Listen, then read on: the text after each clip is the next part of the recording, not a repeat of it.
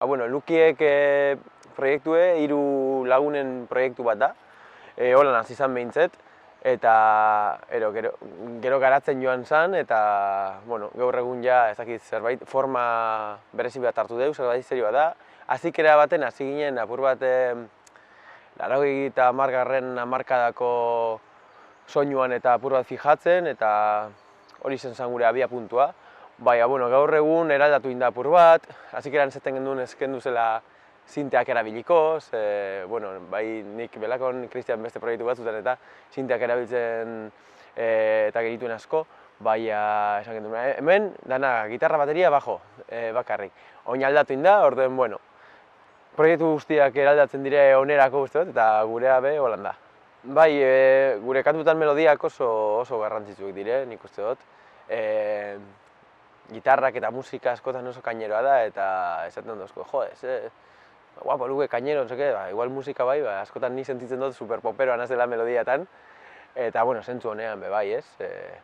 Ez dakit. Justo nik kamisetan pop izguar jartzen deu, igual kompatibilia dire, ez dakit. Akorde progresio batzuk errepikatzen dugu nahiko, eta horrek be eramaten gaitu melodia oso antzekoak itxera, gero beti guztien gu esploratzea beste historia batzukaz, eta 3 disko direia, eta da apur bat anatari dago. Askotan gauza komplikatzea guztien jaku, ritmo inpareak edo egitea, zazpiak, bostak, ez direnak oso erosoak lehenik eta behin entzuleantzako, edo ohituta gauzelako danok, 4/4 ritmotara eta lan. Orduan horrek gauze guztien jakuz, eta gero jolastea be kanta batzuk akorde bakarrarekin edo holako gauzekaz apur bet irtetzeko betikotasunetik. Guk oin 3. disko hau itxeko paroi bat egin genuen, ze azkenengo, 2. diskoagaz egon ginen nahiko jotzen Euskal Herritik, eta ja nik uste dut errein gendula Euskal Herri guztia, eta orduen esan genuen, hilabete batzuk hartuko dugu, ondo konposatzeko 3. Hori, prisa barik, eta oinetara dugu, ez dugu karreran inguri zen, en plan tranqui. Eta disko, lehenengo eta 2. Bat eta 2 dire, hau 3 da, orduen nik burutan neukan trilogia antzeko bat, eta apur bat 3. honek guztia borobiltzea. Orduen, gauza barriak eta badauz, saiatu ingara apur bat aurreko disko bien esentzia mantentzen. Eta askotan konposatzeko momentuan, abiapuntutzat be hartzen dugu aurreko diskoko kanta honetatik, estilo honetan beste zerbait, edo kanta berezi hau apur bat garatu eta ber zer pastan da nolako beste zeo zer egiten badugu. Eta hori, orduan kontzeptualki badauz hor harremanak eta puntu eman komunik.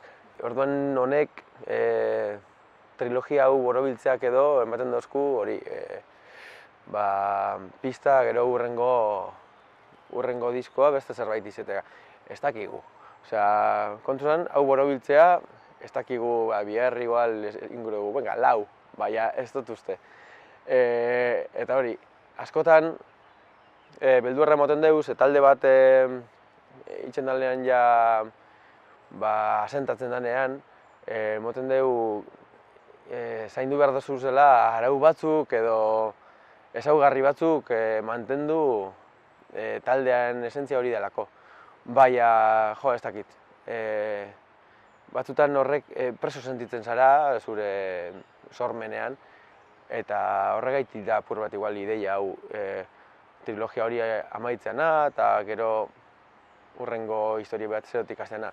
Igual ez da beharrezkoa eta gorputzak bardina egiten jarraitu gure deu, ez dakit. Ja 10 urte edo pasa dire lehenengo ensaiotatik, eta nik uste dut ez teko gula zer ikusi handirik han pentsatzen genduenagaz, orduen igual buelta bat emon aldiako be musikari. Estudioan eta zuzenekoan oso desberdina da Lukiek, eta nik konposatzeko eran be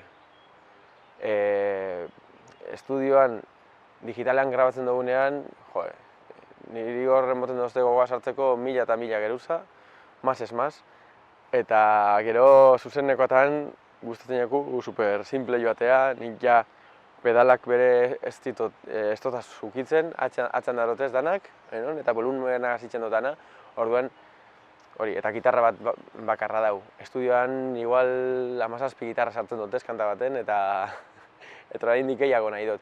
Orduan, gauza oso desberdinek dire, baina ez dakit, nik uste dut gustatzen jakula ez izatea oso fidelak diskoagaz.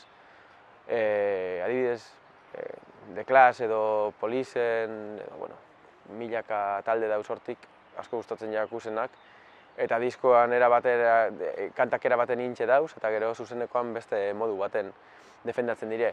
Eta niri hori personalki gustatzen jat. Bueno, bi talde kudeatzea alda ondo antolatzen bagara eta onena askotan izaten da txandaka egitea. Talde bat jiran badau, besteagaz konposatzen, eta hori gero kontrakoa ez. Diskoa atara berri dauenean pilo bai jotzen da, promo egiten da, eta gogoa daube material barria defendatzeko. Orduan apur bat beste taldea bankilora, eta nik uste dut hori dela ideala, ze ganera musika taldeek dekoguna gaur egun da zuzenekotatik bizitzen garela. Hortik ateratzen dugu ogibidea eta lehen diskoa saltzen ziren eta igual beste kontu bat zen. Oin diskoa grabatzen zauzen momentuen normalean ez zara kontzertuak moten egoten.